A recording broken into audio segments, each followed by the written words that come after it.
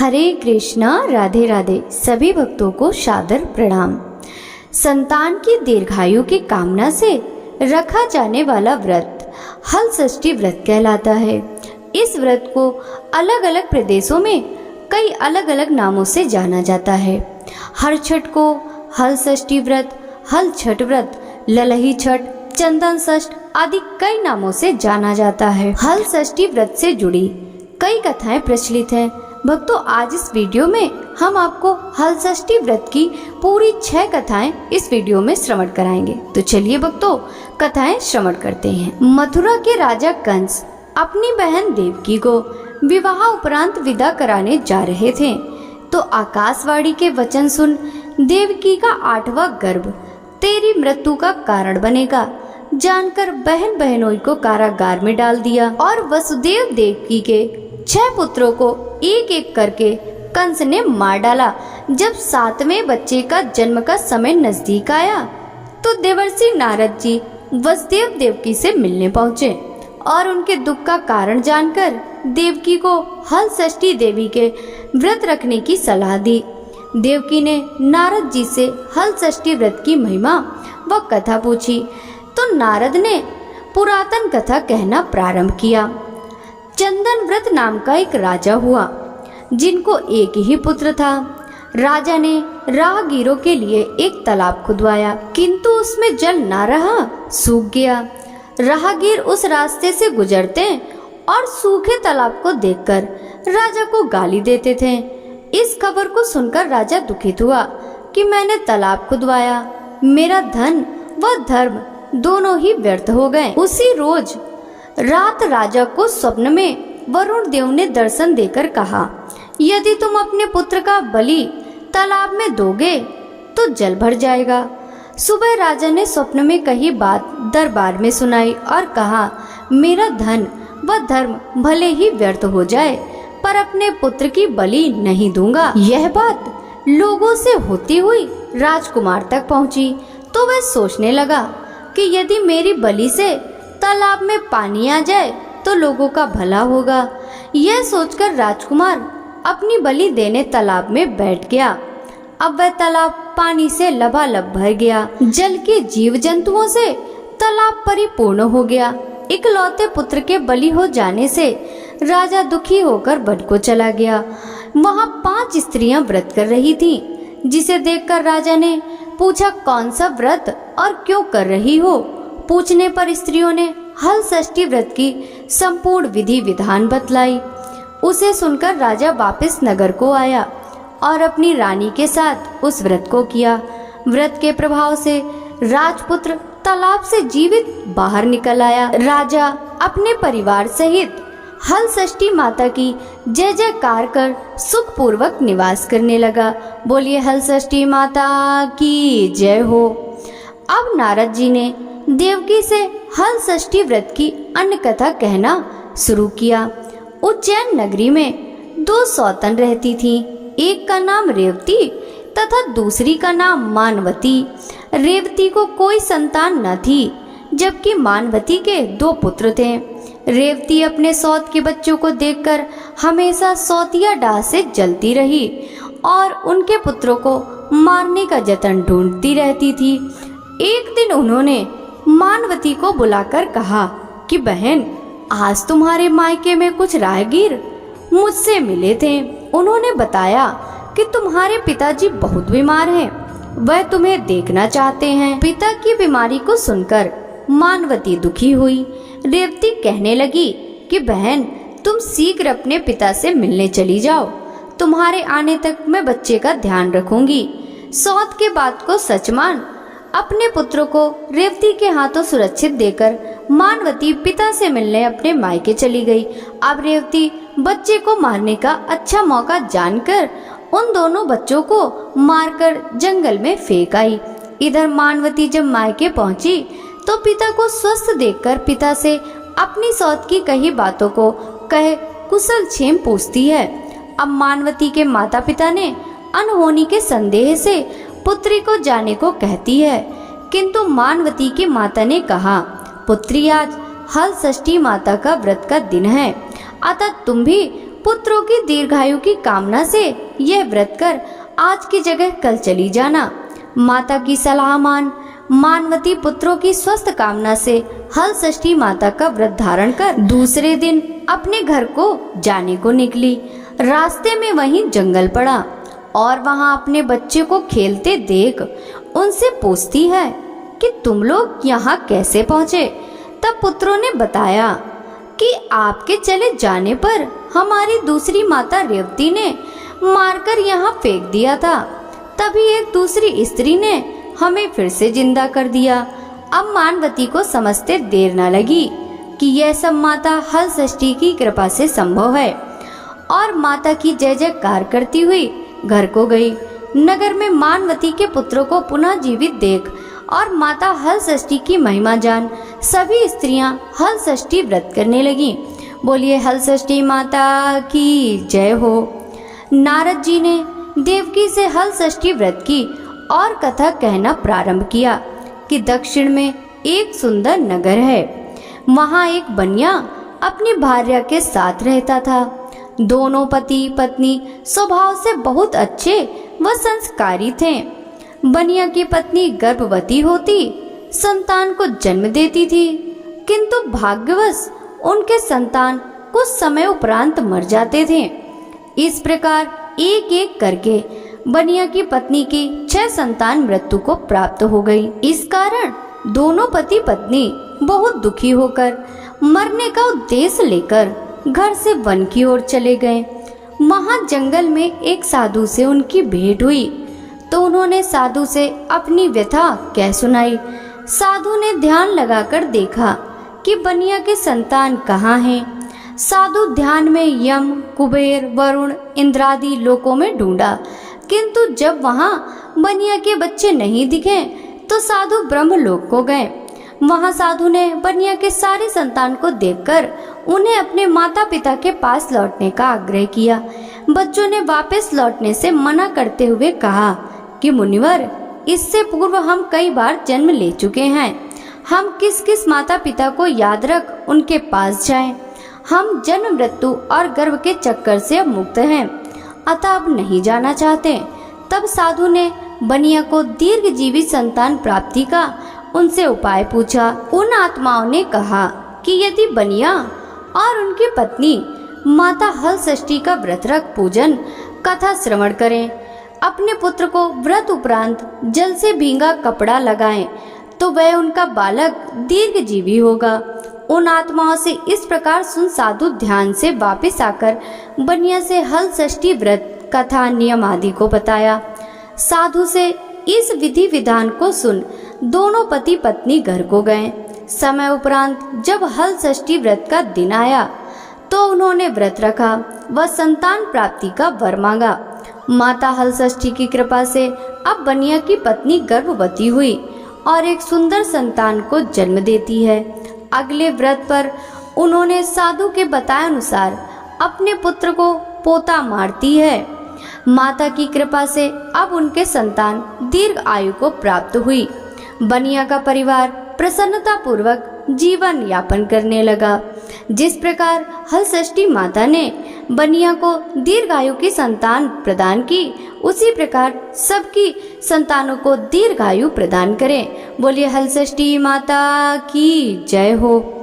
एक बार राजा युधिष्ठिर ने भगवान श्री कृष्ण से अत्यंत शोक संतप्त भाव से कहा, हे देवकी नंदन, सुभद्रा अपने पुत्र अभिमन्यु के मरणोपरांत शोक संतप्त है। वह अभिमन्यु की भार्या उत्तरा के गर्भ की संतान भी ब्रह्म अस्त्र के तेज से दग्ध हो रही है, क्योंकि दुष्ट अश्वत्थामा ने गर्भ को निस्तेज कर दिया।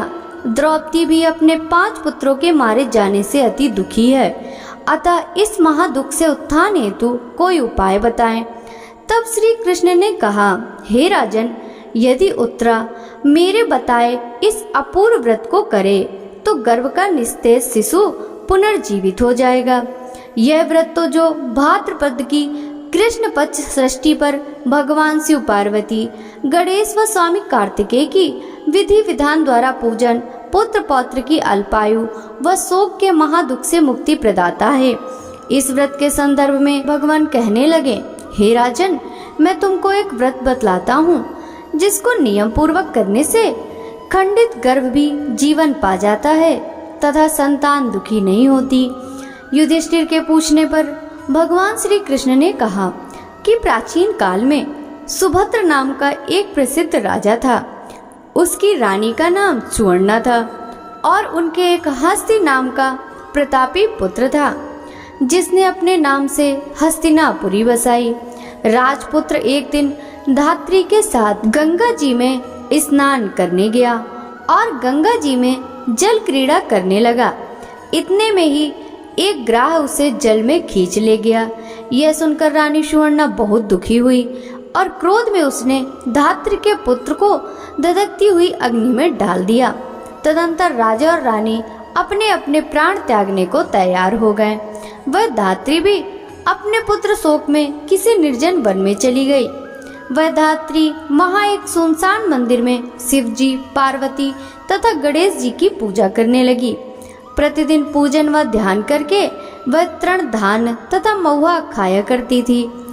भगवान बोले, हे राजा युधिष्ठिर, इस प्रकार व्रत करते हुए उसके प्रताप से भाद्रपद मास की कृष्ण पक्ष की षष्ठी के दिन नगर में एक अद्भुत दर्शन हुआ कि एकाएक धात्री का पुत्र अग्नि से जीवित निकल आया। राजा रानी ने भी उस धात्री के पुत्र को अग्नि में से निकलते हुए देखा, जिससे उनको बड़ा आश्चर्य हुआ। उन्होंने पंडितों से उसके जीवित बचे रहने का कारण पूछा। इसका रहस्य बताने के लिए शिव जी की आज्ञा से दुर्वासा ऋषि वहां आए। राजा ने दुर्वासा ऋषि को आया जानकर उनकी आगवानी करके अर्घ आदि से उनका पूजन किया तथा बारंबार नमस्कार करके धात्री के पुत्र के जीवित निकलने का कारण पूछा। दुर्वासा ऋषि ने कहा कि राजन, उस धात्री ने वन में जाकर नियम पूर्वक अति भक्ति भाव से भगवान शिव जी का, स्वामी कार्तिकेय, पार्वती जी एवं गणेश जी का ध्यान, पूजन, स्मरण इत्यादि श्रद्धा सहित नियम पूर्वक व्रत किया है। यह उस व्रत का ही प्रभाव है जिसके कारण धात्री का पुत्र जीवित ही मिल गया। अतः आप भी वहां जाकर यह धार्मिक कर्म करें। श्री कृष्ण जी ने राजा युधिष्ठिर से कहा, हे राजन, राजा और रानी ने दुर्वासा ऋषि को विदा कर दिया। तदुपरांत वे दोनों को साथ लेकर उस धात्री के निवास स्थान वन को गए। वहां राजा, रानी तथा धात्री पुत्र ने उस धात्री को भगवान शिव के पलाश के नीचे अति श्रद्धा के साथ पूजा अर्चन करते हुए देखा। राजा ने धात्री को उसके पुत्र से मिला दिया। धात्री ने राजा को इस उत्तम व्रत के महात्म को सविस्तार बताया।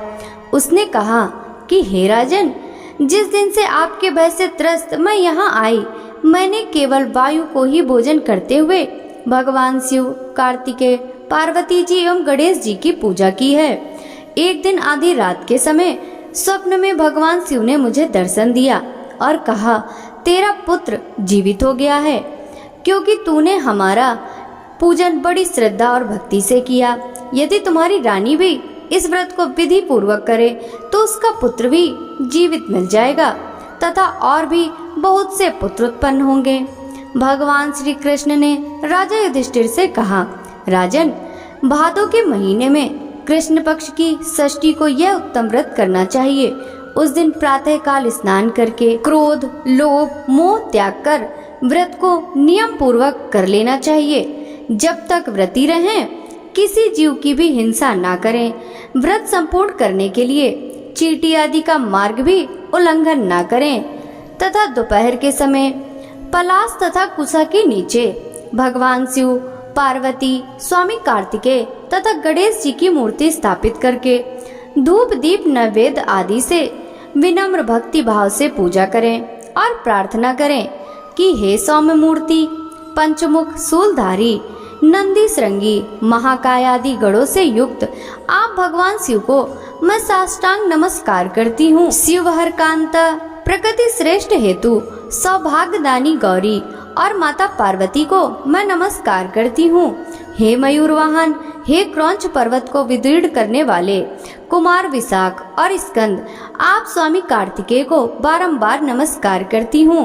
फिर एक दंत गणेश जी की प्रार्थना करें। हे प्रभु मूषक वाहन लंबोदर, आपको साष्टांग प्रणाम है। इस प्रकार इन चारों देवताओं की भली प्रकार से पूजा करें। फिर ब्राह्मणों सहित गाजे बाजे से अपने घर को जामें। उस दिन समा के चावल का भोजन करें और दही, दूध, घी तथा मट्ठा विशेष रूप से खाएं।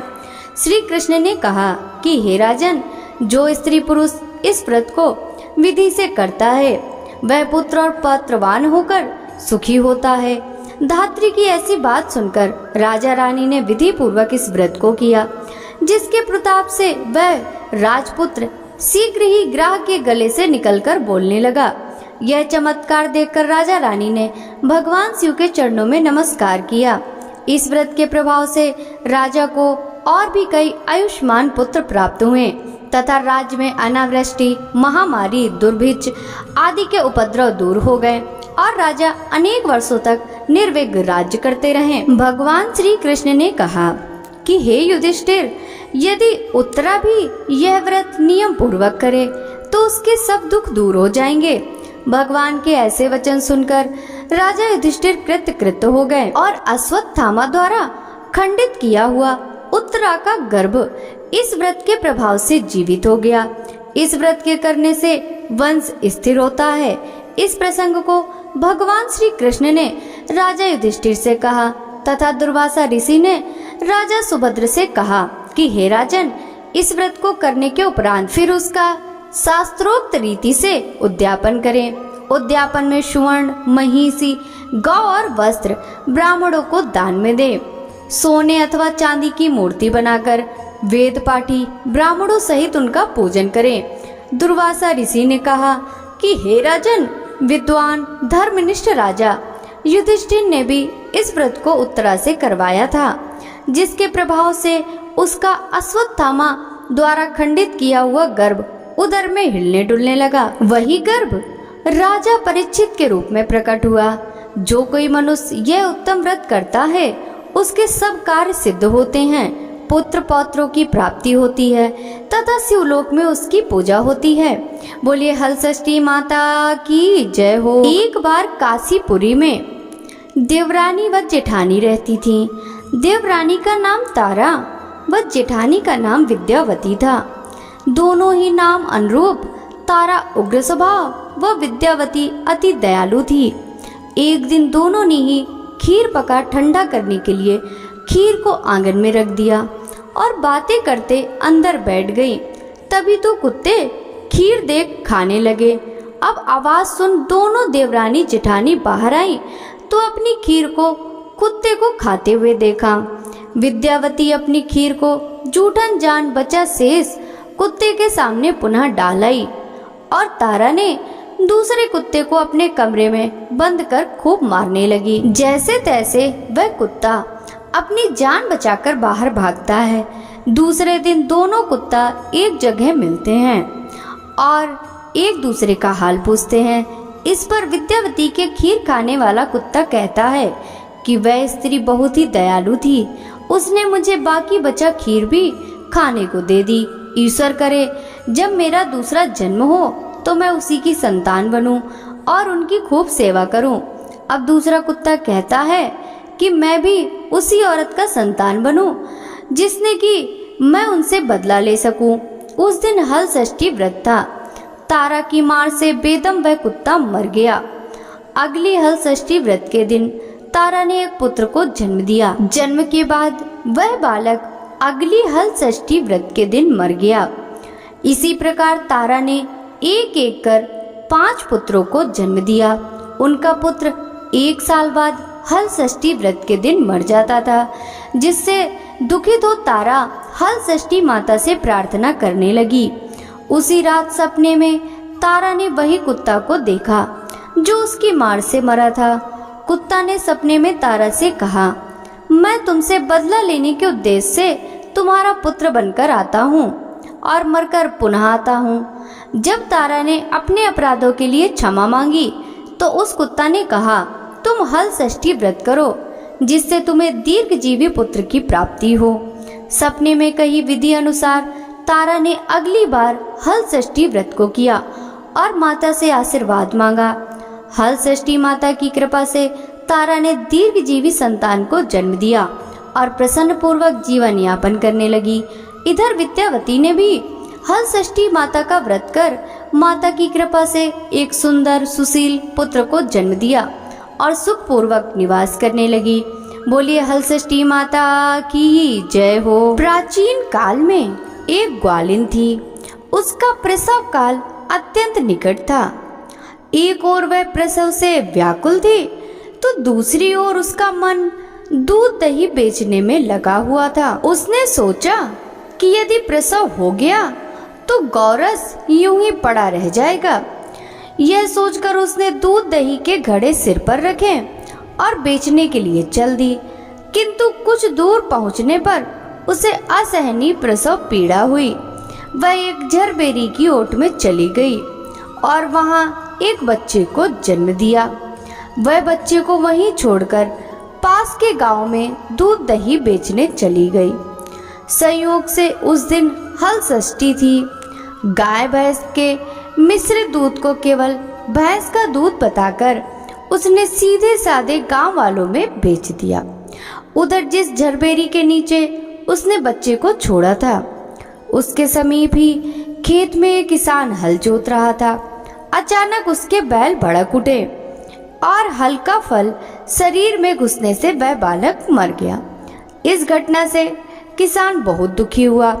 फिर भी उसने हिम्मत और धैर्य से काम लिया। उसने झरबेरी के कांटों से ही बच्चे के चिरे हुए पेट में टाके लगाए और उसे वहीं छोड़कर चला गया। कुछ देर बाद ग्वालिन दूध बेचकर वहां आ पहुंची। बच्चे की ऐसी दशा देखकर उसे समझते देर नहीं लगी कि यह सब उसके पाप की सजा है। वह सोचने लगी कि यदि मैंने झूठ बोलकर गाय का दूध न बेचा होता और गांव की स्त्रियों का धर्म भ्रष्ट न किया होता तो मेरे बच्चे की यह दशा ना होती। अतः मुझे लौटकर सब बातें गांव वालों को बताकर प्रायश्चित करना चाहिए। वह ऐसा निश्चय कर उस गांव में पहुंची जहां उसने दूध दही बेचा था।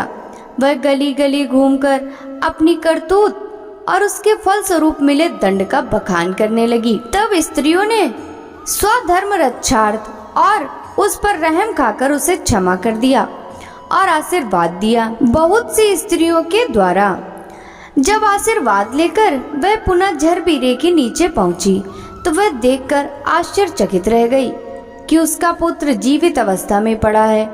तभी उसने स्वार्थ के लिए झूठ बोलने को ब्रह्म हत्या के समान समझा और कभी झूठ न बोलने का प्रण कर लिया। बोलिए हल षष्ठी माता की जय हो। जय हल षष्ठी माई, जय जय हल षष्ठी माई। हल षष्ठी पूजन व्रत करते, हलधर मूरत मन में बसते। जय हल षष्ठी माई, पूजन विधि सुन सभी कर लो, ताल बना कर पानी भर लो। जय हल षष्ठी माई, जय जय हल षष्ठी माई। फूल कमल का तैरा देते, गोबर लीप धरा कर लेते। जय षष्ठी माई, जय हल षष्ठी माई। चौक डाल कर कलश बिठाए, पीढ़ा देवी मूर्ति सजाए। जय हल षष्ठी माई, जय जय हल षष्ठी माई। पृथ्वी पूजन कुश जल से हो, गणेश पूजन सभी विधि तब हो। जय हल षष्ठी माई, जय जय हल षष्ठी माई। ध्यान मातु का प्रारंभ करे, आवाहन माता मंत्र करे। जय हल षष्ठी माई, जय जय हल षष्ठी माई। पूजन अर्चन हल षष्ठी माई, भादव षष्ठी जय हल षष्ठी माई, जय जय हल षष्ठी माई। पसहर चावल भोग लगाए, सात तरह जय भाजी लाए।